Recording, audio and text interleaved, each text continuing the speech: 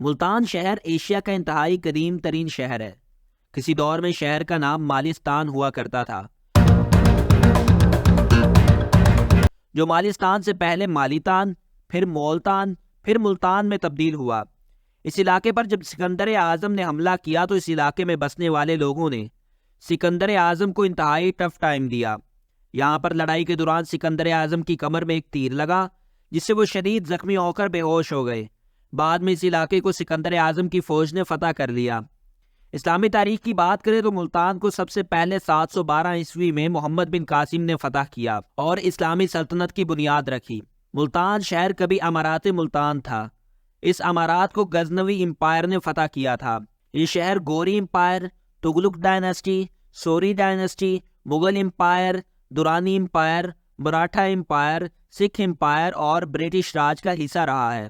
ملتان کا area 3720 square kilometre ہے، جبکہ اس کی آبادی تقریباً 50 لاکھ افراد پر مشتمل ہے۔ ملتان کو اولیا کی سرزمین بھی کہا جاتا ہے اور یہ شہر ریور چناب کے کنارے پر آباد ہے۔ اس علاقے سے تعلق رکھنے والی امپورٹنٹ پرسنالٹیز کی بات کریں، انضمام الحق، شوکت ترین، حمزہ علی عباسی اور امام الحق شامل ہیں۔ نیکسٹ ویڈیو میں آپ کس سٹی کو ایکسپلور کرنا چاہتے ہیں کامنٹ سیکشن میں ضرور بتائیں۔